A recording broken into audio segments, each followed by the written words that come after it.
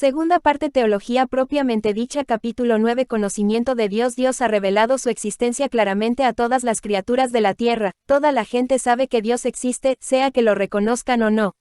Sin embargo, necesitamos movernos más allá de saber que Dios existe y llegar a un entendimiento más profundo que quién es Él, su carácter y naturaleza, porque ningún aspecto de la teología define todo lo demás de manera tan completa como nuestro entendimiento de Dios.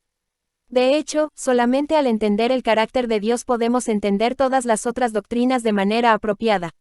Dios incomprensible históricamente, el primer objetivo de la teología sistemática ha sido el estudio de la incomprensibilidad de Dios. A primera vista, esa meta parece contradictoria, ¿cómo se puede estudiar algo que es incomprensible?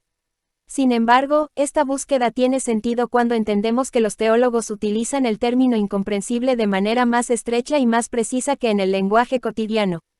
Teológicamente hablando, incomprensible no significa que no podemos saber nada de Dios, sino que nuestro conocimiento de Él siempre será limitado.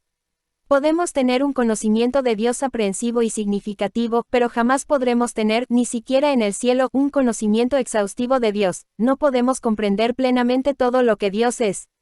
Juan Calvino articuló una de las razones para explicar esto por medio de la frase finitum non capax infinitum, que significa, lo finito 57 Teología PROPIAMEME dicha no puede comprender lo infinito. La frase se puede interpretar de dos maneras distintas porque la palabra capeo se puede traducir, contener, o comprender. No hay forma de que un vaso de 100 mililitros pueda contener una cantidad infinita de agua porque solo tiene un volumen finito, lo finito no puede contener lo infinito.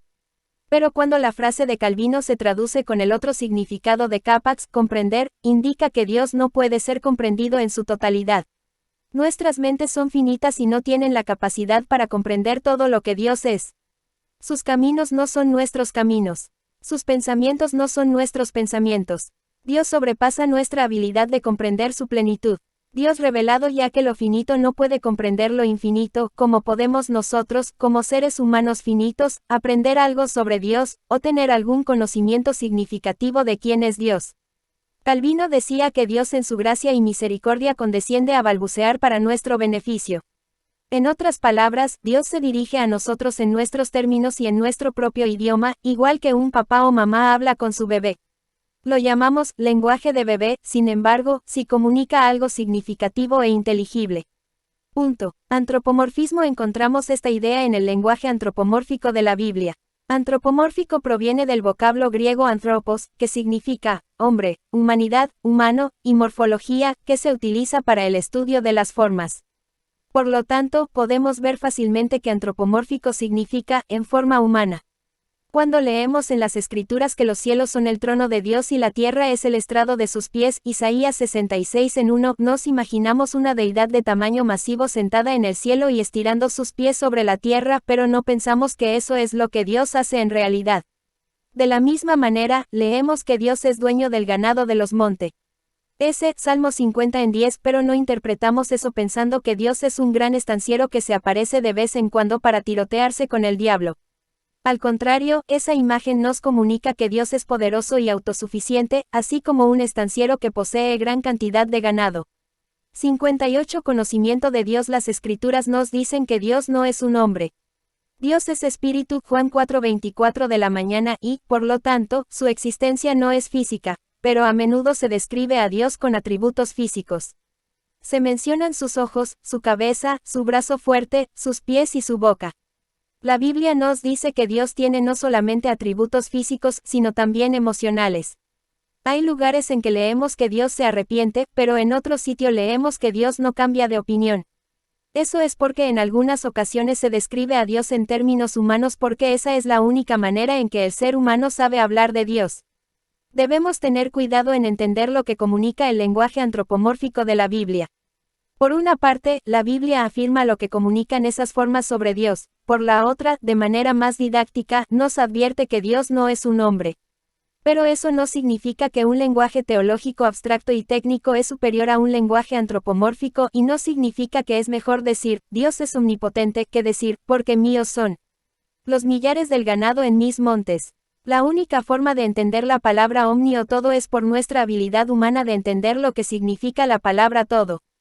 Del mismo modo, no podemos concebir el poder de la misma manera que Dios lo concibe. Dios tiene una comprensión infinita del poder, mientras que nosotros tenemos una comprensión finita. Por todas estas razones, Dios no nos habla en su lenguaje, nos habla en el nuestro, y debido a que Dios nos habla en el único lenguaje que podemos entender, entonces nosotros podemos comprenderlo.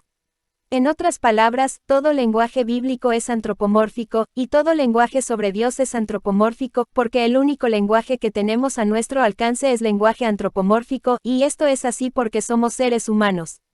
Dios descrito debido a estos límites que nos impone el inmenso abismo entre el Dios infinito y los seres humanos finitos, la Iglesia ha tenido que ser muy cuidadosa sobre la manera en que intenta describir a Dios. Una de las formas más comunes de describir a Dios se conoce como la vía negationis. Vía es camino o sendero. Negationis significa simplemente negación. Es una manera primordial para hablar de Dios. En otras palabras, describimos a Dios diciendo lo que Dios no es. Por ejemplo, hemos dicho que Dios es infinito, lo cual significa, no finito. 59 Teología propiamente dicha. Del mismo modo, los seres humanos cambian con el tiempo. Sufren mutaciones, así que son, mutables. Pero Dios no cambia, así que Dios es inmutable, lo cual significa, no mutable. Ambos términos, infinito e inmutable, describen a Dios diciendo lo que Dios no es. Hay otras dos formas en que los teólogos sistemáticos hablan de Dios. Una se llama la vía eminentiae, el camino de la eminencia, en el cual tomamos referencias o conceptos humanos conocidos y los elevamos hasta el grado máximo, como los términos omnipotencia y omnisciencia. Aquí, la palabra para poder potentia y la palabra para conocimiento scientia son elevadas al grado sumo, omni, y aplicadas a Dios. Dios es todopoderoso y todo conocimiento, mientras que nosotros solo somos parcialmente poderosos y parcialmente sabios. La tercera forma es la vía affirmationis, el camino de la afirmación. Se trata de decir afirmaciones específicas del carácter de Dios, como, Dios es uno, Dios es santo, Dios es soberano. Atribuimos positivamente ciertas características a Dios y afirmamos que son verdad en Él.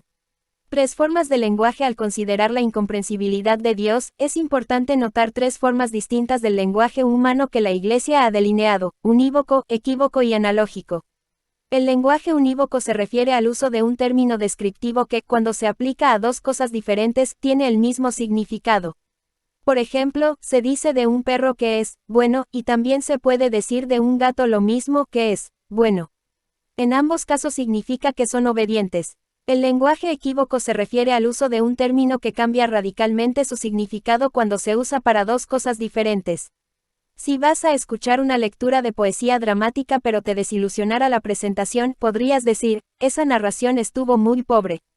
Seguramente no estarás hablando de la condición económica baja del artista, lo que estás diciendo es que algo faltó en esa presentación.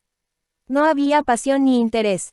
Así como a una persona pobre le faltan las cosas necesarias para la vida, algo estaba faltando en aquella lectura dramática. Estás empleando un uso metafórico de la palabra pobre, y al hacerlo te estás alejando del significado de la palabra cuando se aplica a una persona. 60 Conocimiento de Dios. En medio del lenguaje unívoco y el lenguaje equívoco está el lenguaje analógico. Una analogía es una representación basada en la proporción. El significado cambia en proporción directa a la diferencia de las cosas que se describen. Un hombre y un perro pueden ambos ser buenos, pero su bondad no es exactamente la misma. Cuando decimos que Dios es bueno, queremos decir que su bondad es parecida o similar a la nuestra, no idéntica pero lo suficientemente parecida como para que podamos hablar significativamente sobre ella entre nosotros. El principio fundamental es que aunque no conozcamos a Dios comprensiva y exhaustivamente, sí tenemos formas lógicas de hablar acerca de Él. Dios se ha dirigido a nosotros usando nuestros términos, y debido a que Dios nos ha hecho a su imagen, hay una analogía que nos abre una avenida de comunicación con Él. 61 Capítulo 10:1 En esencia, cuando consideramos las culturas de la antigüedad, no podemos evitar observar un sistema muy desarrollado de politeísmo. Pensamos, por ejemplo, en los griegos con su panteón de deidades, y en los romanos que tenían dioses y diosas que se correspondían con los de los griegos y cubrían todas las esferas de acción e interés humanos. En medio de ese mundo del Mediterráneo, una cultura, la judía, se distinguió por su compromiso único y desarrollado con el monoteísmo. Algunos eruditos críticos argumentan que la religión judía reflejada en el Antiguo Testamento no era realmente monoteísta sino una mezcla muy sutil de formas de politeísmo. Estos críticos dicen que las escrituras como las conocemos hoy fueron el producto de editores posteriores que escribieron perspectivas más modernas de monoteísmo en el registro bíblico de los relatos patriarcales. A pesar de esas teorías críticas, desde la primera página de la Biblia encontramos una declaración sin ambigüedad: no hay límites para el reino y la autoridad del Señor Dios. Él es el Dios del cielo y la tierra, aquel que crea y gobierna todas las cosas. Unidad y unicidad. En la comunidad de Israel del Antiguo Testamento se puso un gran énfasis en la unicidad de Dios. Por ejemplo, pensamos en el Shema del libro de Deuteronomio. El Shema se recitaba en la liturgia israelita y tenía profundas raíces en la conciencia del pueblo. Escucha, Israel. 62:1. En esencia, el Señor nuestro Dios, el Señor uno es. Y amarás al Señor tu Dios con todo tu corazón, con toda tu alma y con todas tus fuerzas. Deuteronomio 6, 4.5. Esas palabras también abarcan el gran mandamiento, Mateo 10:37 de la noche. Después de la declaración del Shema, el texto añade: estas palabras que yo te mando estarán en tu corazón. Las repetirás a tus hijos y hablarás de ellas sentado en casa o andando por el camino, cuando te acuestes y cuando te levantes. Las atarás a tu mano como señal, y estarán como señal entre tus ojos. Las escribirás en los postes de tu casa y en las puertas de tus ciudades. Deuteronomio 6 en 6-9.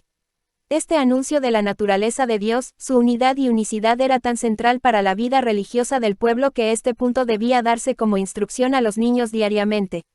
La gente debía ponerlo en su brazo, en su frente, en los marcos de las puertas. En otras palabras, debían pensar y hablar de eso todo el tiempo. Los padres israelitas debían asegurarse de que sus hijos entendieran la unicidad de Dios para que esta verdad pudiera permear la comunidad en cada generación.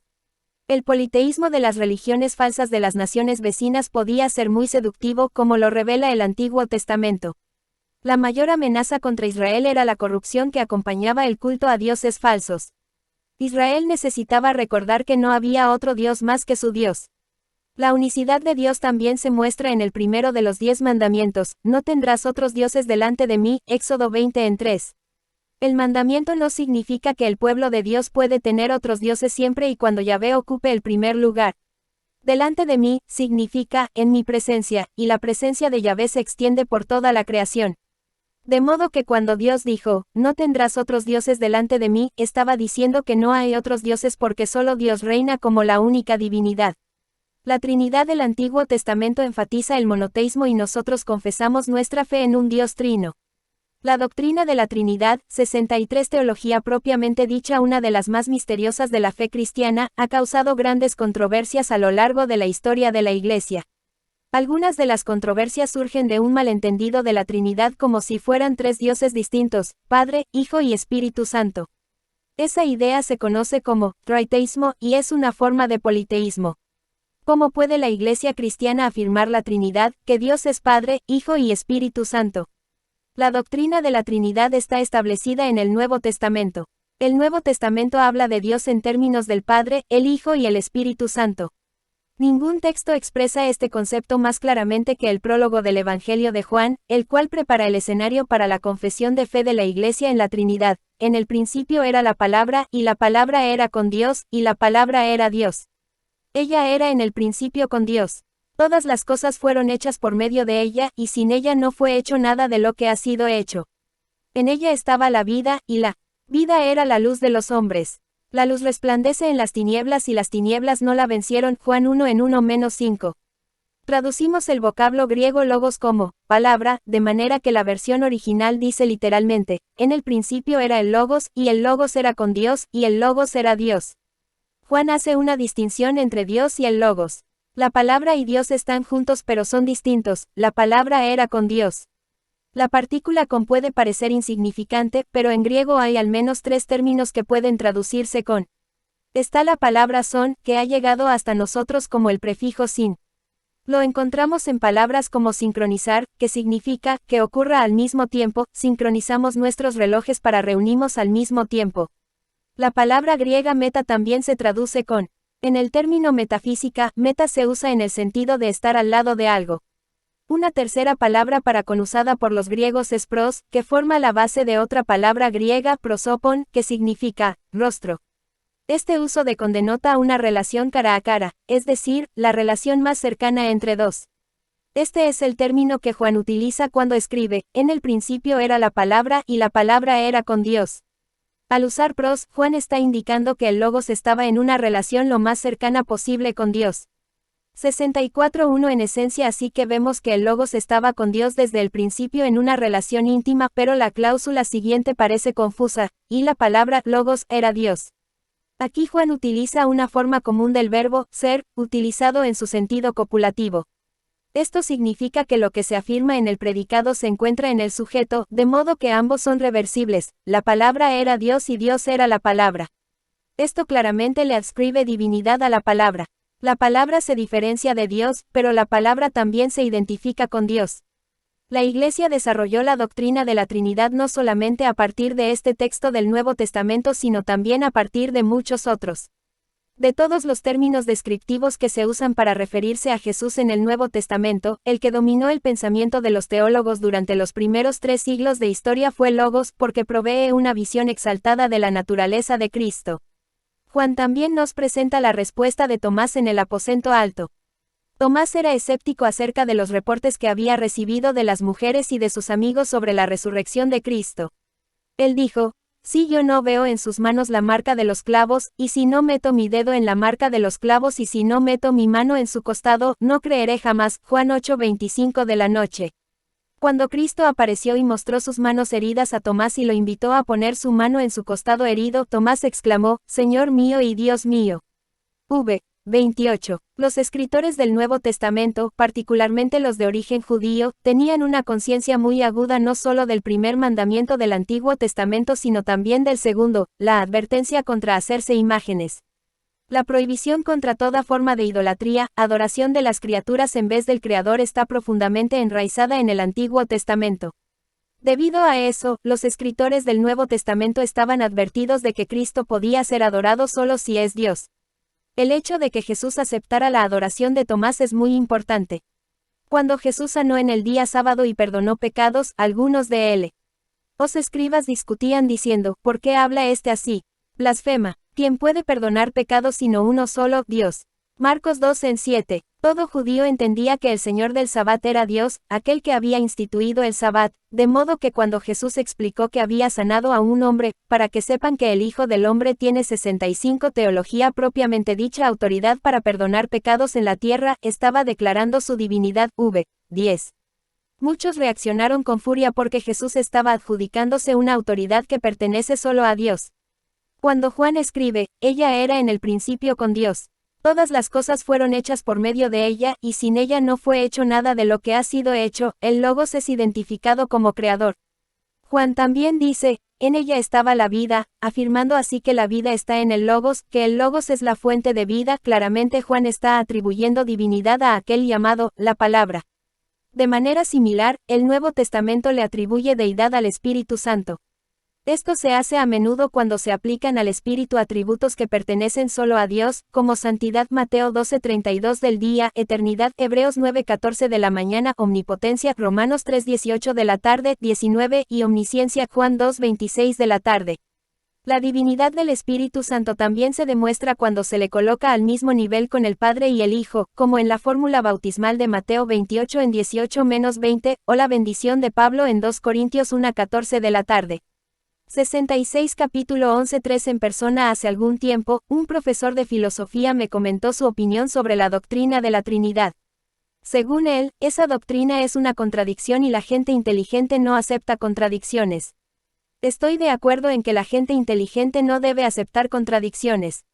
Pero me sorprendió que clasificara a la doctrina de la Trinidad como una contradicción porque, como filósofo, él había sido entrenado en la disciplina de la lógica. Por lo tanto, sabía la diferencia entre una contradicción y una paradoja. Una paradoja, la fórmula de la Trinidad es paradójica, pero de ningún modo es contradictoria. La ley de no contradicción dice que algo no puede ser lo que es y no ser lo que es al mismo tiempo y en la misma relación. Por ejemplo, puedo ser un padre y un hijo al mismo tiempo, pero no en la misma relación. La formulación histórica es que Dios es uno en esencia y tres en persona, Él es uno de una manera y tres de otra manera. Para violar la ley de no contradicción se tendría que decir que Dios es uno en esencia y al mismo tiempo tres en esencia, o que Dios es uno en persona y al mismo tiempo tres en persona. Por lo tanto, cuando consideramos las categorías formales de pensamiento racional, vemos objetivamente que la fórmula de la Trinidad no es contradictoria. La Iglesia luchó profundamente con este tema en los primeros 4 siglos para ser fiel a la enseñanza clara de las Escrituras, que Dios es uno y también que el Padre, el Hijo y el Espíritu Santo son 67 teología propiamente dicha todos divinos. Resolver esa aparente contradicción fue una gran hazaña. A primera vista, parece como si la comunidad cristiana estuviera confesando fe en 3 dioses, lo cual violaría el principio de monoteísmo tan profundamente enraizado en el Antiguo Testamento. Sin embargo, como ya mencionamos, el concepto de la Trinidad es paradójico pero no contradictorio. La palabra paradoja se basa en un prefijo y una raíz del griego.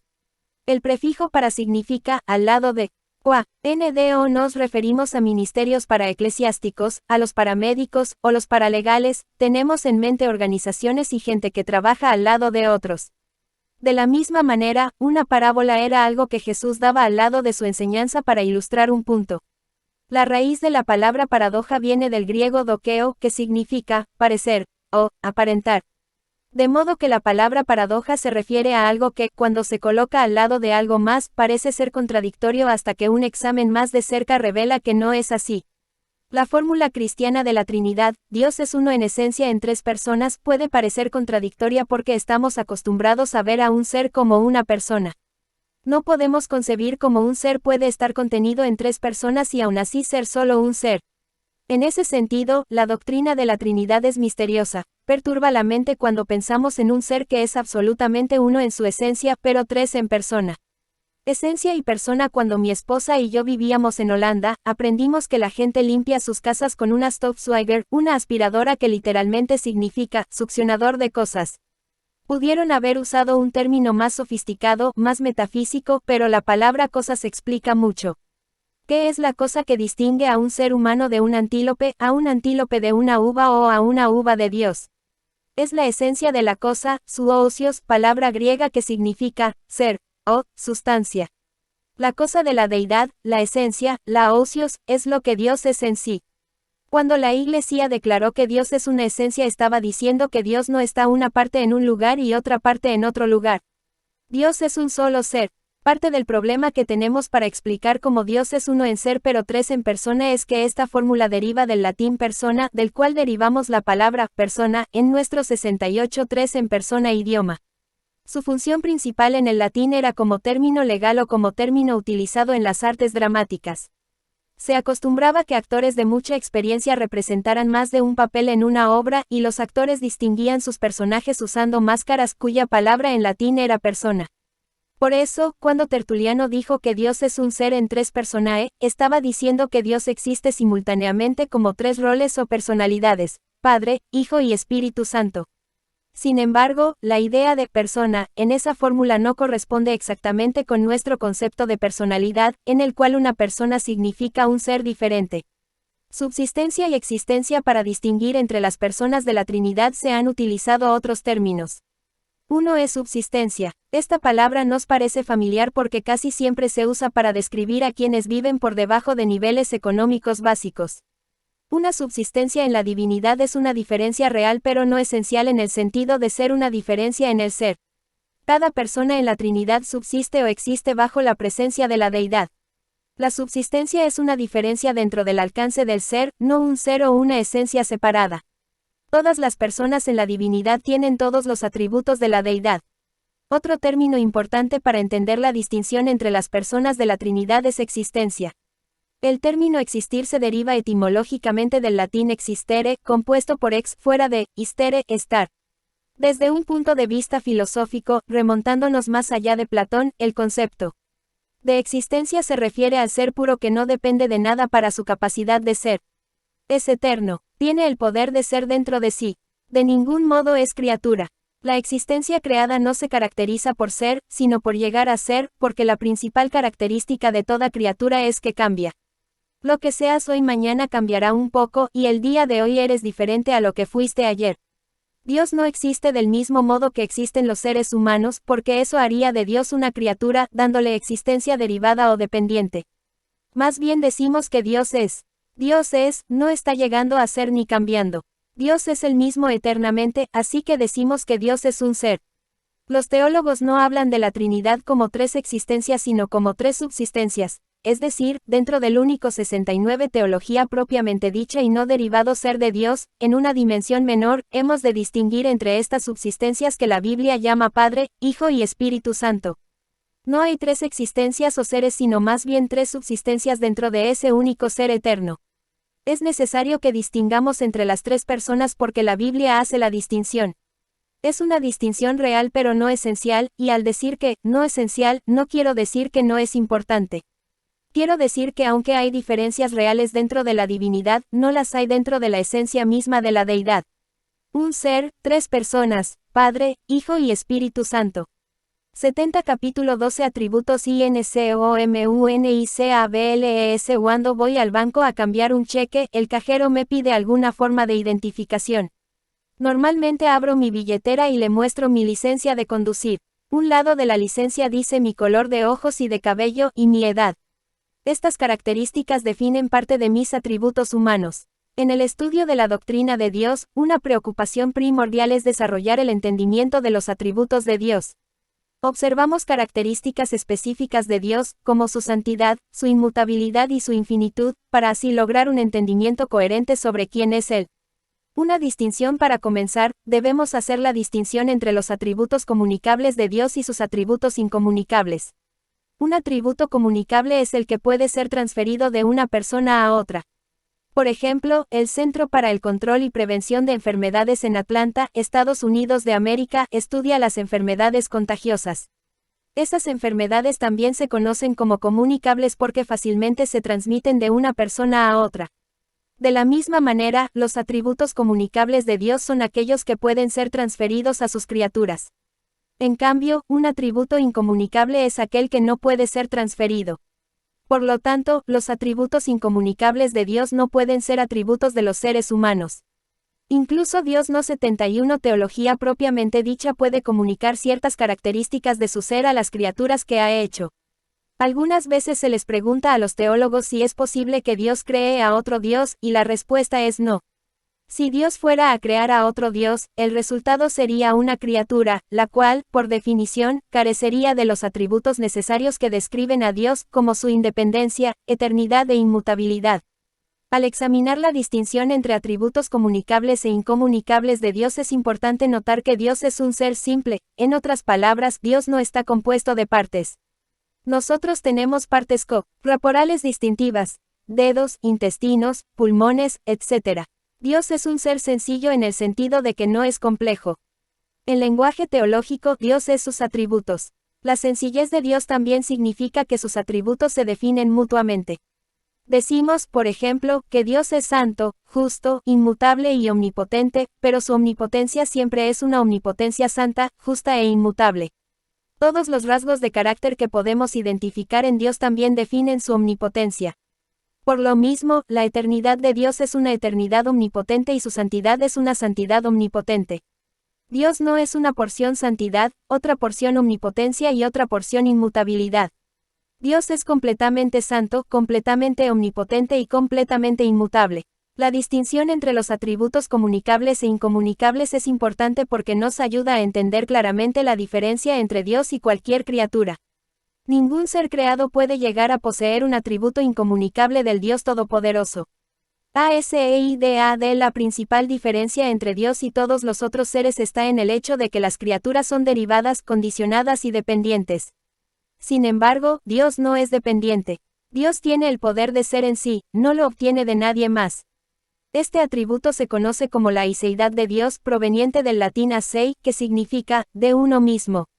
La Biblia nos dice que en Dios vivimos, y nos movemos y somos, Hechos 5:28 de la tarde, pero en ningún lugar se nos dice que Dios obtenga su ser del ser humano. Dios nunca nos ha necesitado para sobrevivir o para ser, pero nosotros no podemos sobrevivir ni un instante sin 72 atributos INCOMUNICABLES, el poder de su ser sosteniendo nuestro ser. Dios nos creó, lo cual significa que desde nuestro primer aliento dependemos de Él para nuestra propia existencia. Lo que Dios crea también lo sostiene y preserva, así que somos dependientes de Él para continuar existiendo tanto como lo fuimos para comenzar a existir. Esta es la diferencia suprema entre Dios y nosotros. Dios no tiene esa dependencia de nada ni de nadie fuera de sí mismo. John Stuart Mill presentó en un ensayo la refutación del argumento cosmológico clásico para probar la existencia de Dios. Este argumento sostiene que todo efecto debe tener una causa, y la causa última es Dios mismo. Mill decía que si todo tiene que tener una causa, entonces Dios tenía que tener una causa, así que al llevar ese argumento hasta el final, no podemos detenernos con Dios sino que debemos preguntarnos quién originó a Dios. Bertrand Russell había estado convencido del argumento cosmológico hasta que leyó el ensayo de Mill. El argumento que presentó Mill fue como una revelación para Russell, y este lo usó en su libro Why I Am Not a Christian, ¿Por qué no soy cristiano? 1. Sin embargo, Mill estaba equivocado. Su idea se basaba en un entendimiento falso de la ley de causalidad. Esta ley afirma que todo efecto debe tener una causa, no que todo lo que es debe tener una causa. Lo único que requiere una causa es un efecto, y un efecto requiere una causa por definición porque eso es lo que es un efecto, algo causado por otra cosa. Pero, ¿requiere Dios una causa? No, porque Dios tiene su ser en y de sí mismo, Dios es eterno y autoexistente. Un muchacho muy inquisitivo dio un paseo por el bosque con su amigo y preguntó, ¿de dónde salió ese árbol? Su amigo respondió, Dios hizo ese árbol. Ah, bueno, ¿y de dónde salieron esas flores? Dios hizo esas flores. Bien, ¿y de dónde saliste tú? 1. Bertrand Russell, Why I Am Not a Christian and Other Essays on Religion and Related Subjects, ¿Por qué no soy cristiano? Y otros ensayos sobre religión y temas relacionados. 39ª ed. New York, Touchstone, 1967. 73. Teología propiamente dicha, Dios me hizo. Muy bien, ¿y de dónde salió Dios? El amigo dijo, Dios se hizo a sí mismo. El amigo estaba tratando de ser profundo, pero estaba profundamente equivocado, porque incluso Dios no puede hacerse a sí mismo. Para que Dios se haya hecho a sí mismo habría tenido que ser antes de ser, lo cual es imposible. Dios no es autoserreado, Dios es autoexistente. La aiseidad de Dios es lo que define la supremacía del Ser Supremo. Los seres humanos somos frágiles. Unos pocos días sin agua o unos pocos minutos sin oxígeno, y morimos. Del mismo modo, la vida humana es susceptible a toda clase de enfermedades que pueden destruirla. Pero Dios no puede morir. Dios no depende de nada para ser. Dios tiene el poder de ser en sí mismo, lo cual es algo que carecemos los humanos. Deseamos tener ese poder para seguir viviendo por siempre, pero no lo tenemos. Somos seres dependientes. Dios, y solo Dios, posee eiseidad. La razón nos demanda insistentemente un ser que posea eiseidad. Sin ella, nada podría existir en este mundo. Nunca pudo haber habido un tiempo cuando nada existió, porque si llegó a existir ese tiempo, nada podría existir ahora.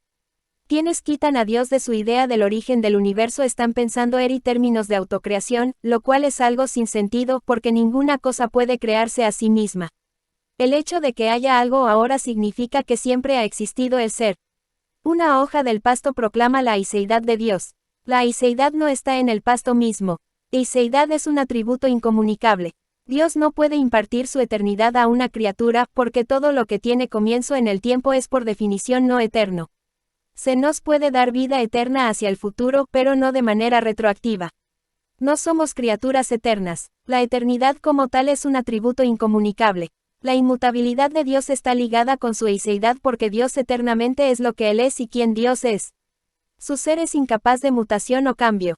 Nosotros, como criaturas, somos mutables y finitos. Dios no pudo haber creado a otro ser infinito porque solo puede haber un ser infinito. 74 atributos INCOMUNICABLES digno de alabanza. Los atributos incomunicables de Dios señalan la forma en la que Dios es diferente a nosotros y la manera en la que Él nos trasciende. Sus atributos incomunicables revelan por qué le debemos la gloria, el honor y la alabanza.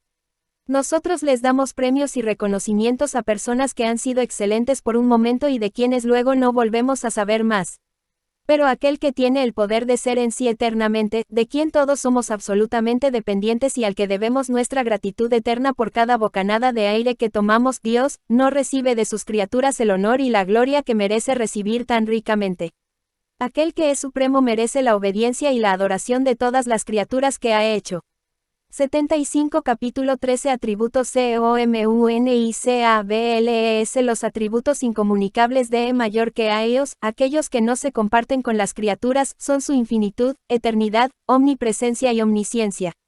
Pero hay otros atributos que pueden reflejarse en los seres creados, como aclara el apóstol Pablo, tanto, sean imitadores de Dios como hijos amados, y anden en amor, como Cristo también nos amó y se entregó a sí mismo por nosotros como ofrenda y sacrificio en olor fragante a Dios. Efesios 5 en 1, 2. Pablo le pide al creyente que imite a Dios. Podemos imitar a Dios solo si hay ciertas cosas de Dios que somos capaces de reflejar. Este texto en Efesios asume que Dios posee ciertos atributos que son comunicables, es decir, atributos que somos capaces de poseer y manifestar. Santidad. Las Escrituras dicen que Dios es santo. El término santo, de la manera en que se utiliza en la Biblia para describir a Dios, se refiere tanto a su naturaleza como a su carácter. En primer lugar, la santidad de Dios se refiere a su grandeza y a su trascendencia, al hecho de que Dios está por encima y más allá de todo lo que hay en el universo. En ese sentido, la santidad de Dios es incomunicable. Solo Dios en su ser puede trascender todas las cosas creadas. En segundo lugar, la palabra santo, aplicada a Dios, se refiere a su pureza, a su absoluta excelencia moral y ética. Esto es lo que Dios tiene en mente cuando manda que sus criaturas tengan santidad. Y serán santos, porque yo soy santo. Levítico 11:44 de la mañana, ver 1 Pedro 1:16 de la mañana. 76 Atributos COMUNICABLES Al ser injertados en Cristo somos renovados interiormente por el Espíritu Santo. La tercera persona de la Trinidad se llama Santo, porque su tarea principal en la obra trinitaria de redención es aplicar el trabajo de Cristo a nuestra vida. El Espíritu es quien nos regenera y trabaja para nuestra santificación. El Espíritu Santo trabaja en nosotros y a través de nosotros para formarnos a la imagen de Cristo para que podamos cumplir el mandato de santidad que Dios nos ha dado. En nuestra naturaleza caída, no somos santos. Sin embargo, por el ministerio del Espíritu Santo, estamos siendo santificados y anticipamos nuestra glorificación, cuando seremos plenamente santificados y purificados de todo pecado. En ese sentido, somos imitadores de Dios. Pero incluso en nuestro estado glorificado seguiremos siendo criaturas, no vamos a ser seres divinos. Amor. Cuando Pablo habla de nuestra responsabilidad de ser imitadores de Dios menciona que somos llamados a manifestar amor. Efesios 5 en 2. La Biblia nos dice que Dios es amor. 1 Juan 4 en 8, 16. El amor de Dios describe su carácter, es uno de sus atributos morales y, por lo tanto, es una cualidad que no pertenece solo a Dios sino que es comunicada a sus criaturas. Dios es amor, y el amor es de Dios, y todo aquel que ama en el sentido de agape del que habla la Biblia es nacido de Dios. Su amor es un atributo que puede ser imitado, y somos llamados precisamente a eso. Bondad. La bondad de Dios es otro atributo moral que somos llamados a emular, aunque la Biblia nos da una descripción muy sombría de nuestra habilidad para ello. Un joven rico le preguntó a Jesús, Maestro bueno, ¿qué haré para obtener la vida eterna? Pero Jesús le dijo, ¿por qué me llamas bueno? Ninguno es bueno, sino solo uno, Dios. Marcos 10:17 de la mañana, 18. Jesús no estaba negando su propia divinidad, sino simplemente afirmando la total bondad de Dios. En otro lugar, el apóstol Pablo, citando al salmista, dice, no hay justo ni aun uno, Romanos 3:10 de la mañana. En nuestra condición caída, no imitamos ni reflejamos este aspecto del carácter de Dios. Pero se nos llama a vivir una vida de buenas obras. Por eso, con la ayuda del 77 Teología propiamente dicha Espíritu Santo, podemos crecer en bondad y reflejar este aspecto de la naturaleza de Dios. Justicia y rectitud. Hay otros atributos comunicables de Dios que debemos imitar. Uno es justicia. Cuando se habla de justicia en categorías bíblicas, nunca es un concepto abstracto que exista por encima o más allá de Dios y al cual Dios mismo tenga que someterse. Más bien, en la Biblia el concepto de justicia está ligado con la idea de rectitud, y se basa en el carácter interno de Dios.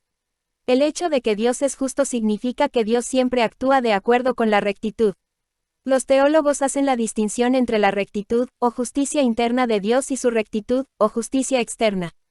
Cuando Dios actúa, siempre hace lo que es correcto. En otras palabras, Dios siempre hace aquello conforme con la justicia. En la Biblia, la justicia se distingue de la misericordia y la gracia. Yo solía decir a mis estudiantes que nunca le pidieran a Dios justicia porque se las iba a dar. Si Dios nos tratara de acuerdo a su justicia, todos pereceríamos. Es por eso que cuando estamos delante de Dios más bien pedimos que nos trate de acuerdo con su misericordia y su gracia. La justicia define la rectitud de Dios. Él nunca castiga a la gente más severamente que lo que sus crímenes merecen, y nunca deja de recompensar a quienes se les debe recompensa. Dios siempre opera con justicia, nunca comete injusticias. Hay dos categorías universales, justicia y no justicia. Todo lo que esté fuera del círculo de justicia está en la categoría de no justicia, pero hay diferentes tipos de no justicia. La misericordia de Dios está fuera del círculo de justicia y es un tipo de no justicia. También en esta categoría está la injusticia. La injusticia es mala, un acto de injusticia viola los principios de la rectitud. Si Dios fuera a cometer algo incorrecto estaría actuando injustamente. Abraham conocía esa imposibilidad cuando le dijo a Dios, el juez de toda la tierra, no ha de hacer lo que es justo. Génesis 6:25 de la tarde. Puesto que Dios es un juez justo, todos sus juicios están de acuerdo con la rectitud, de modo que nunca actúa de forma injusta. Dios nunca comete una injusticia. Pero la gente se confunde cuando considera esto junto con la misericordia y la gracia de Dios, porque la gracia no es justicia. Gracia y misericordia están fuera de esta categoría de justicia, pero no 78 atributos COMUNICABLES están dentro de la categoría de injusticia. No hay nada malo en que Dios sea misericordioso, no hay nada malo en su gracia. De hecho, en cierto sentido tenemos que extender este asunto. Aunque la justicia y la misericordia no parezcan la misma cosa, la justicia está ligada a la rectitud, y la rectitud incluye a veces la misericordia y la gracia. La razón por la que hacemos la distinción entre justicia y gracia es porque la justicia es necesaria para la rectitud, pero la misericordia y la gracia son acciones libres de Dios. Dios nunca está obligado a ser misericordioso. En el momento en que pensamos que Dios nos debe dar su gracia o su misericordia, ya no estamos pensando en gracia ni en misericordia. Nuestra mente tiende a resbalar en este punto y confundimos misericordia y gracia con justicia. La justicia sí puede ser un deber, pero la misericordia y la gracia son siempre voluntarias. Dios siempre hace lo correcto, tanto en su rectitud o justicia externa como en su rectitud o justicia interna. Sus acciones, su conducta externa, siempre corresponden con su carácter interno. Jesús lo expresó de manera muy simple cuando les dijo a sus discípulos que un árbol corrupto no puede producir frutos buenos. El fruto malo viene de un árbol malo, y el fruto bueno viene de un árbol bueno. Mateo 7:17 de la mañana, 18. Dios siempre actúa de acuerdo con su carácter, y su carácter siempre es correcto. Por tanto, todo lo que Dios hace es correcto. Hay una distinción entre su rectitud interna y externa, entre lo que Dios es y lo que Dios hace, aunque ambos están conectados. Lo mismo es cierto con nosotros. No somos pecadores porque pecamos porque somos pecadores. Hay algo defectuoso en nuestro carácter interno. Cuando el Espíritu Santo nos cambia interiormente, ese cambio se manifiesta en un cambio externo de conducta. Somos llamados a conformar externamente la rectitud de Dios porque como criaturas hemos sido hechos a imagen de Dios con capacidad para la rectitud. Hemos sido hechos con la capacidad de hacer lo que es correcto y de actuar de manera justa. El profeta Miqueas escribió, ¿qué requiere de ti el Señor? Solamente hacer justicia, amar misericordia y caminar humildemente con tu Dios. Miqueas 6:8. La justicia y la rectitud de Dios son atributos comunicables que somos llamados a imitar. Sabiduría. Quiero referirme a uno más de los atributos comunicables de Dios. 79 Teología propiamente dicha. La sabiduría. Dios no solo es sabio sino que es todo sabio. Y se nos manda actuar de acuerdo a la sabiduría. En el Antiguo Testamento, entre los libros históricos y los proféticos, se encuentran los libros denominados sapienciales, que incluyen a Job, Salmos, Proverbios, Eclesiastés y Cantares. El libro de Proverbios nos dice que el temor del Señor es el principio de la sabiduría. Proverbios 9:10 de la mañana. Para el judío, la esencia de la sabiduría bíblica se encuentra en una vida piadosa, no en una mente muy inteligente. De hecho, el Antiguo Testamento hace una distinción entre conocimiento y sabiduría. Se nos dice que hay que adquirir conocimiento, pero sobre todo que hay que tener sabiduría. El propósito de ganar conocimiento es hacernos sabios en el sentido de saber cómo vivir agradando a Dios. Dios mismo nunca toma decisiones imprudentes ni se comporta de manera imprudente. No hay imprudencia en su carácter ni en sus acciones. Por el contrario, nosotros estamos llenos de necedad. Pero la sabiduría es un atributo comunicable, y Dios es la fuente y el manantial de toda sabiduría. Si nos falta sabiduría, debemos orar pidiendo que Dios, en su sabiduría, ilumine nuestro pensamiento. Santiago 1:5. Él nos da su palabra para hacernos sabios. 80 Capítulo 14 La voluntad de Dios. Hace algunos años, Ministerios Ligonier auspiciaba un programa de radio breve de preguntas y respuestas que se llamaba Pregunte AR. La pregunta más frecuente era, ¿cómo puedo conocer la voluntad de Dios para mi vida? Quienes son sinceros en su vida cristiana y quieren vivir en obediencia a Dios desean saber lo que Dios quiere que hagan. Cuando batallamos con el asunto de la voluntad de Dios para nuestra vida, lo mejor es comenzar con estas palabras de la Biblia: las cosas secretas pertenecen al Señor nuestro Dios, pero las reveladas son para nosotros y para nuestros hijos, para siempre, a fin de que cumplamos todas las palabras de esta ley. Deuteronomio 29:29. La ubicación de este versículo es importante. El libro de Deuteronomio es el segundo libro de la ley, su título significa, segunda ley. Contiene una recapitulación de toda la ley que Moisés entregó de parte de Dios al pueblo. Cerca de la conclusión de este relato de la entrega de la ley, encontramos este texto que hace una diferencia entre la voluntad escondida de Dios y su voluntad revelada. Cosas secretas, cosas reveladas. Los reformadores, en particular Martín Lutero, hablaban de la diferencia entre el Deus absconditus, Dios escondido, y el Deus revelatus, Dios revelado. Hay límites para nuestro conocimiento de Dios, como ya lo hemos mencionado, no tenemos un conocimiento completo de Él. Dios no nos ha revelado todo lo que pudiéramos. 81 Teología propiamente dicha, conocer sobre su persona o sus intenciones para el mundo. Hay mucho que no está revelado.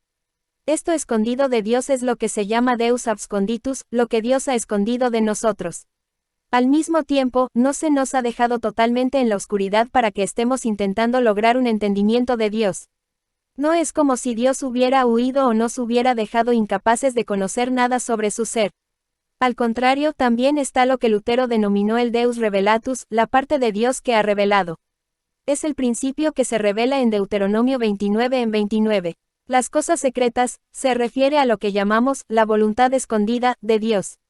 Un aspecto de la voluntad de Dios es su voluntad decretada, que se refiere al hecho de que Dios hace suceder todo lo que desea en su soberanía. A veces se la llama la voluntad absoluta de Dios, la voluntad soberana de Dios o la voluntad eficaz de Dios. Cuando Dios decreta soberanamente que algo suceda, ciertamente va a suceder. Otra forma de referirse a esto es el predeterminado consejo de Dios, Hechos 2:23 de la mañana. Un ejemplo de esto es la crucifixión. Cuando Dios decretó que Cristo habría de morir en la cruz en Jerusalén en un momento particular de la historia, tenía que pasar en ese momento y en ese lugar. Sucedió por el determinado consejo o la voluntad de Dios. Fue algo irresistible, tenía que suceder. Del mismo modo, cuando Dios llamó al mundo a la existencia, el mundo llegó a existir. También está la voluntad preceptiva de Dios. Mientras que a la voluntad decretada no se le puede oponer resistencia, a la voluntad preceptiva de Dios sí se le puede resistir y de hecho todo el tiempo lo hacemos. La voluntad preceptiva de Dios se refiere a su ley, a sus mandamientos. Por ejemplo, el primer mandamiento, no tendrás otros dioses delante de mí, Éxodo 20:3, es parte de la voluntad preceptiva de Dios. Cuando las personas me preguntan cómo pueden conocer la voluntad de Dios para su vida, les pregunto de cuál voluntad están hablando, la escondida, la decretada o la preceptiva. Si están hablando de la voluntad escondida de Dios, deben entender que está escondida. La gran mayoría de la gente que se hace esta pregunta está luchando con una decisión que tiene que tomar en una situación particular. Cuando se me pregunta sobre la voluntad de Dios en esos casos, respondo que no puedo leer la mente de Dios. Sin embargo, puedo leer la palabra de Dios, que me da su voluntad revelada, y 82 la voluntad de Dios, el aprenderla y conformarme a esa voluntad será suficiente trabajo para toda mi vida. Puedo ayudar a la gente que tiene preguntas, pero no puedo ayudarle a conocer la voluntad escondida de Dios. Juan Calvino decía que cuando Dios cierra su santa boca, también detengamos nuestro camino, para no ir más allá. 1. Traducido al lenguaje moderno diríamos, la voluntad escondida de Dios no es asunto nuestro. Por eso está escondida. Es bueno desear saber lo que Dios quiere que hagas. Dios tiene un plan secreto para tu vida, pero no es asunto tuyo en lo absoluto. Sin embargo, Dios puede guiarte y dirigir tus sendas. Así que no hay nada malo en buscar la iluminación del Espíritu Santo, o la dirección de Dios en nuestra vida, y eso es lo que usualmente preocupa a la gente cuando pregunta sobre la voluntad de Dios. Pero tenemos un deseo inicuo en querer conocer el futuro. Queremos saber cómo acabará un asunto antes de comenzarlo, y en realidad eso no es asunto nuestro. Es asunto de Dios, y por eso sus advertencias son tan severas en la Biblia para no intentar conocer el futuro por medio de medios ilícitos como son las tablas o Ouija, los adivinadores y las cartas de tarot. Esas cosas están prohibidas para los cristianos. Vivir la voluntad de Dios que dice la Biblia sobre cómo nos dirige Dios. Dice que si reconocemos a Dios en todos nuestros caminos, Dios enderezará nuestras sendas. Proverbios 3 en 5, 6. Se nos exhorta a aprender la voluntad de Dios para nuestra vida y lo hacemos cuando enfocamos nuestra atención no en la voluntad decretada de Dios sino en la voluntad preceptiva. Si quieres conocer la voluntad de Dios para tu vida, la Biblia te dice, porque esta es la voluntad de Dios, su santificación, 1 Tesalonicenses 4 en 3.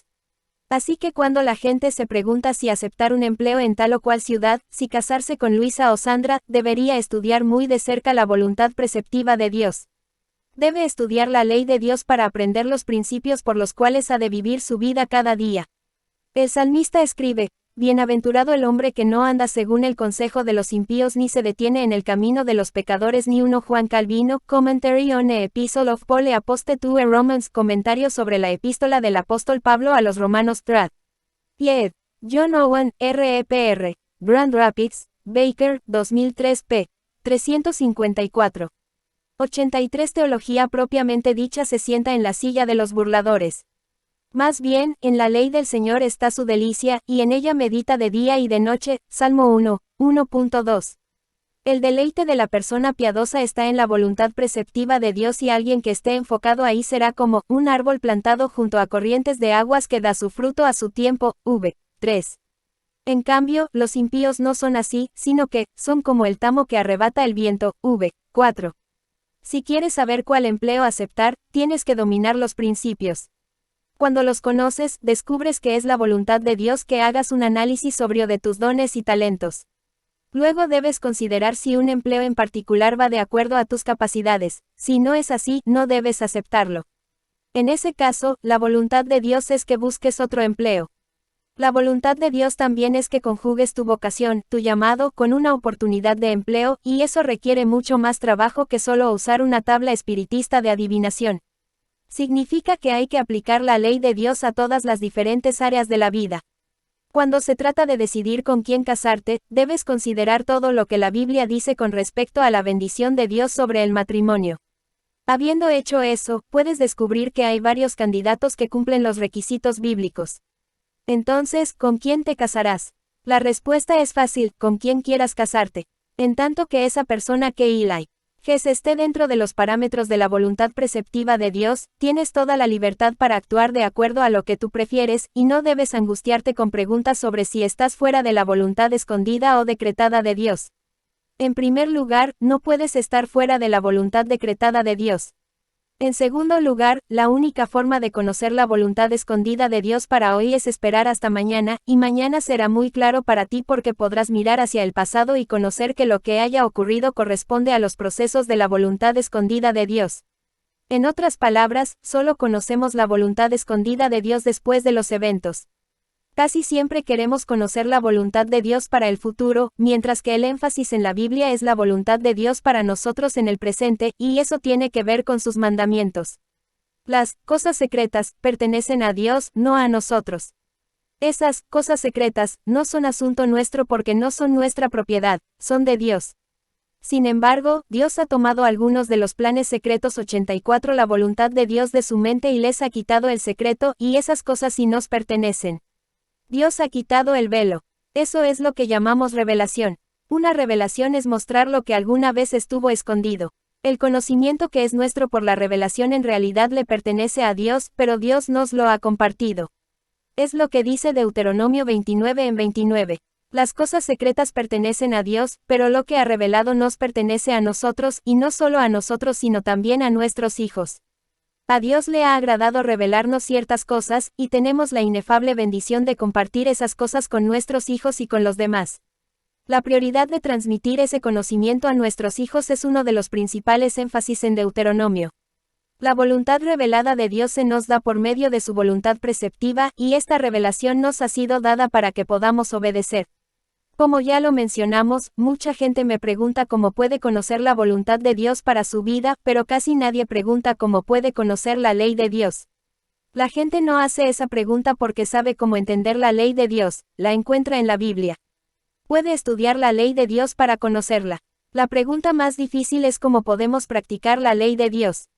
Algunos se preocupan de eso, pero no muchos. La mayoría de la gente que busca la voluntad de Dios está tratando de conocer el futuro, y eso está cerrado. Si quieres conocer la voluntad de Dios en cuanto a lo que Dios autoriza, lo que a Dios le agrada y por lo que Dios te bendecirá, la respuesta se encuentra en la voluntad preceptiva de Dios, la ley, y eso está claro. Uno de los principales valores de la ley del Antiguo Testamento para los cristianos del Nuevo Testamento es que nos revela el carácter de Dios y lo que le agrada. Podemos estudiar la ley del Antiguo Testamento cuando intentamos averiguar lo que agrada a Dios, y aunque hay mandamientos que no aparecen en el Nuevo Testamento, la revelación del carácter de Dios está ahí, y ahí tenemos una lámpara para nuestros pies y una lumbrera para nuestro camino. Salmos 119 en 105. Si estamos buscando nuestro camino y solo palpamos en la oscuridad intentando conocer la voluntad de Dios para nuestra vida, necesitamos una lámpara que nos muestre hacia dónde vamos, una luz que nos muestre la senda para nuestros pies. Esa luz se encuentra en la voluntad preceptiva de Dios. La voluntad de Dios es que obedezcamos cada palabra que sale de su boca. 85 Capítulo 15 Providencia. La mayoría de los creyentes están familiarizados con las palabras de Pablo en Romanos, y sabemos que Dios hace que todas las cosas ayuden para bien a los que lo aman, esto es, a los que son llamados conforme a su propósito. Romanos 8:28 de la mañana. Aquí lo que sobresale es la fuerte convicción que expresa el apóstol. Él no dice, espero que todo salga bien al final, o creo que las cosas van a salir de acuerdo con la voluntad de Dios. Más bien, dice, y sabemos que Dios hace que todas las cosas ayuden para bien a los que lo aman, esto es, a los que son llamados conforme a su propósito. Escribe con tal seguridad apostólica sobre algo tan básico para la vida cristiana que podemos sacar de este versículo gran confianza y consuelo. Sin embargo, me temo que hoy en día la fuerza de la convicción que Pablo expresa está ausente de nuestras iglesias y comunidades cristianas. Ha ocurrido un gran cambio en nuestro entendimiento de la forma en que nuestra vida se relaciona con el gobierno soberano de Dios. En cierta ocasión vi en la televisión una miniserie sobre la Guerra Civil Norteamericana. Uno de los momentos más emocionantes de esa serie ocurrió cuando el narrador leyó cartas enviadas por los soldados de ambos lados del conflicto. Esos soldados escribían esas cartas a sus seres queridos, y mencionaban sus preocupaciones y sus temores, pero frecuentemente mencionaban su confianza en un Dios bueno y benevolente. Siglos atrás, en los inicios de la migración europea a este continente, fundaron una ciudad en la colonia de 86 Providencia, Rhode Island, y la llamaron Providence, Providencia. Eso no podría suceder en nuestra cultura en el día de hoy. La idea de la providencia divina prácticamente ha desaparecido de nuestra cultura, y eso es algo trágico. Dios por nosotros. Una forma mediante la cual el pensamiento secular ha penetrado a las comunidades cristianas es a través de una visión del mundo que asegura que todo sucede de acuerdo a causas naturales fijadas, y Dios, si en verdad existe, está muy lejos, arriba y más allá de todo. Él es solo un espectador en el cielo mirándonos desde allá, tal vez animándonos a seguir adelante, pero sin ejercer ningún control inmediato sobre lo que pasa en la tierra. Sin embargo, históricamente hablando, los cristianos han tenido un sentido muy agudo de que este es el mundo de nuestro Padre y que todos los asuntos de los seres humanos y de las naciones, en última instancia, están en sus manos. Eso es lo que Pablo está expresando en Romanos 8:28 de la mañana, un conocimiento cierto de la divina providencia. Y sabemos que Dios hace que todas las cosas ayuden para bien a los que lo aman, esto es, a los que son llamados conforme a su propósito. Inmediatamente después, Pablo avanza en una secuencia. Sabemos que a los que antes conoció, también los predestinó para que fuesen hechos conformes a la imagen de su Hijo a fin de que Él sea el primogénito entre muchos hermanos. Y a los que predestinó, a estos también llamó, y a los que llamó, a estos también justificó. Y a los que justificó, a estos también glorificó. 29:30. Luego Pablo concluye, ¿qué, pues, diremos frente a estas cosas?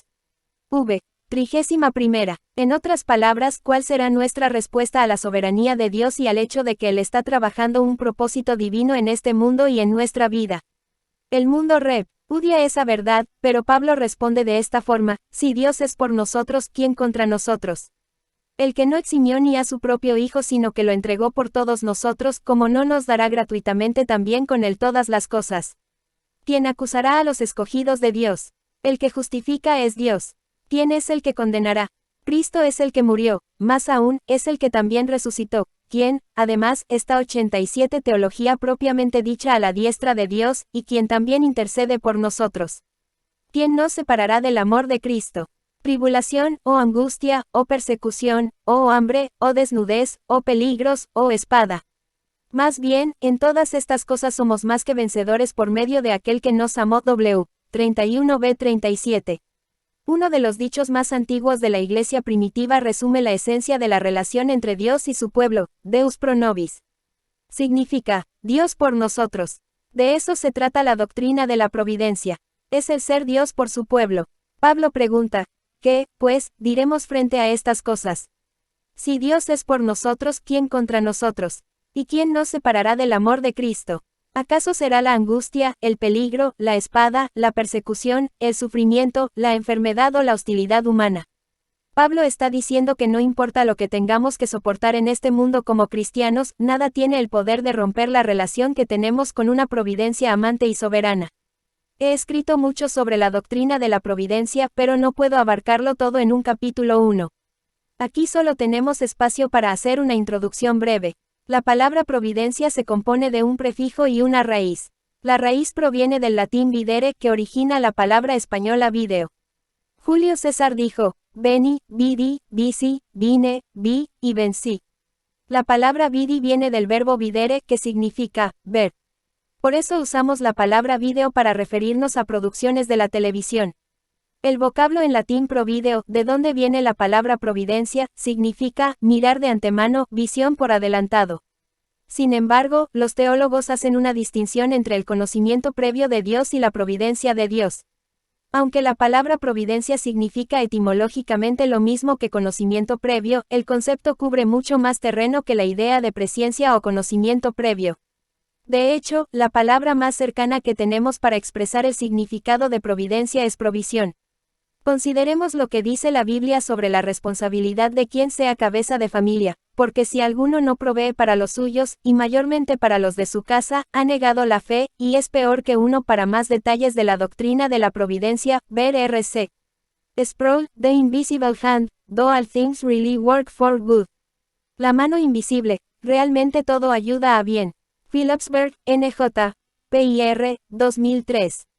88 Providencia a un incrédulo, 1 Timoteo 5:8, RVR 1960. Se le da responsabilidad a la cabeza de familia de ser quien provea y haga provisión, es decir, esa persona tiene que saber de antemano lo que la familia va a necesitar en cuanto a lo básico de la vida, y luego satisfacer esas necesidades. Cuando Jesús dijo, no se afanen por su vida, qué han de comer o qué han de beber, ni por su cuerpo qué han de vestir, Mateo 6:25 de la mañana, no estaba diciendo que debemos ser descuidados y desobligados en la vida. Estaba hablando de la ansiedad.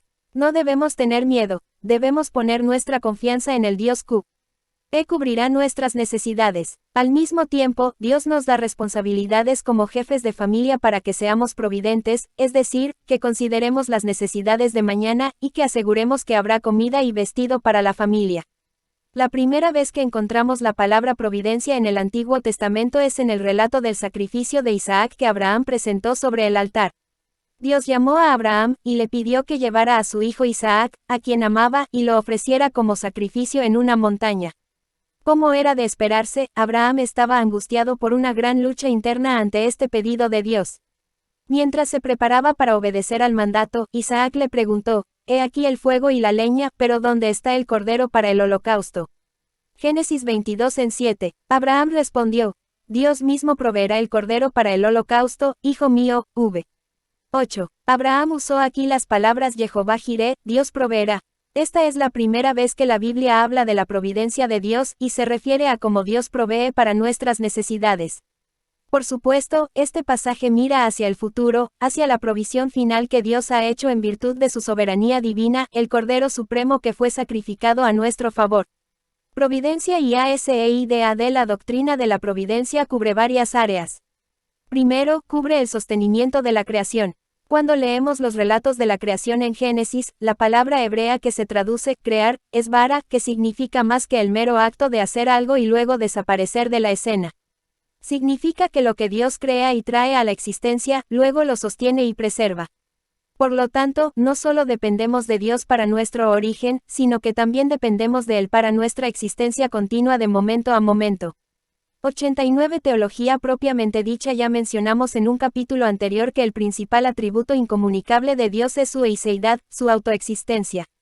Solo Dios tiene el poder de ser en sí mismo. La teología sistemática entra en juego cuando consideramos la eiseidad de Dios lado a lado con su poder creativo. El hecho de que Dios sustenta todo lo que crea nos revela la relación entre la doctrina de la providencia y la doctrina de la eiseidad.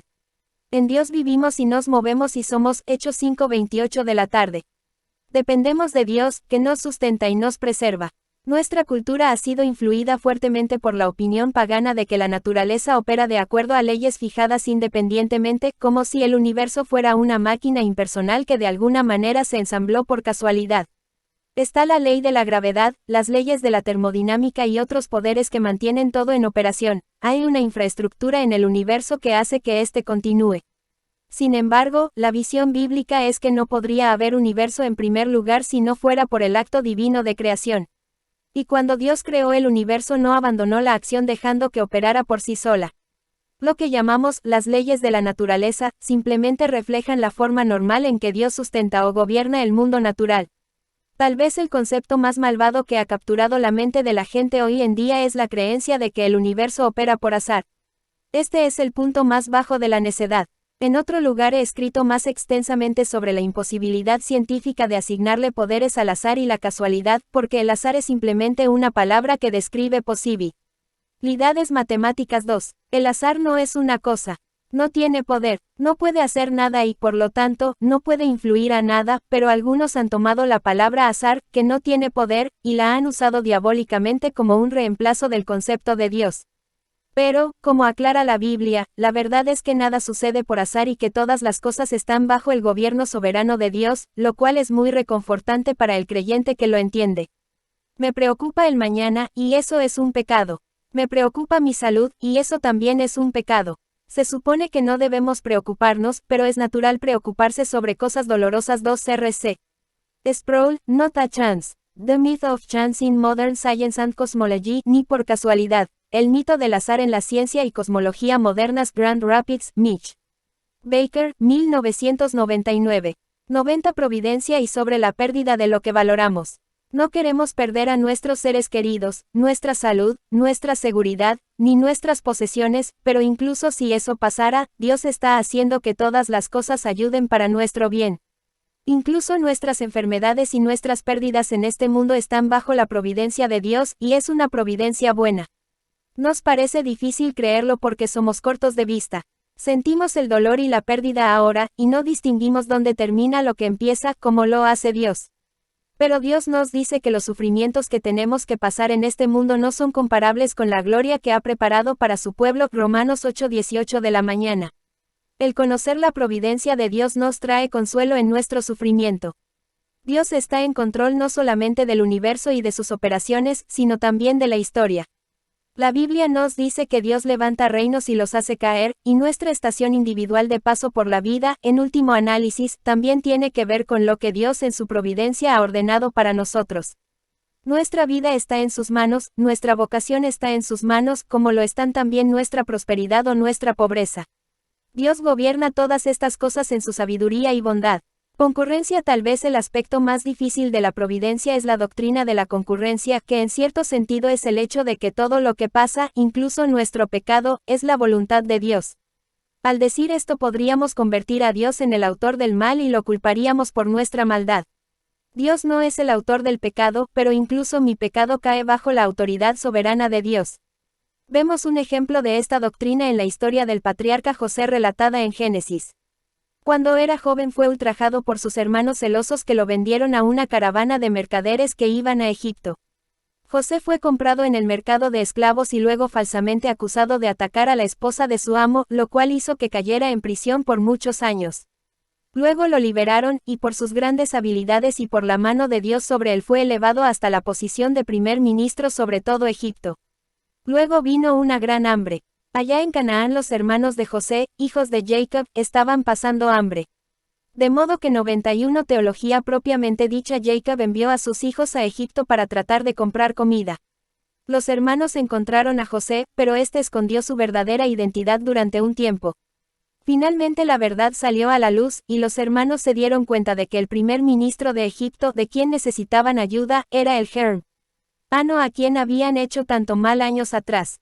Se llenaron de espanto por la posibilidad de que José pudiera vengarse de ellos, pero en lugar de vengarse, José les dijo: «Yo soy José su hermano, el que vendieron para Egipto. Ahora pues, no se entristezcan ni les pese el haberme vendido acá, porque para preservación de vida me ha enviado Dios delante de ustedes. Ya han transcurrido 2 años de hambre en medio de la tierra, y todavía quedan 5 años en que no habrá ni siembra ni siega. Pero Dios me ha enviado delante de ustedes para preservarles posteridad en la tierra, y para darles vida mediante una gran liberación.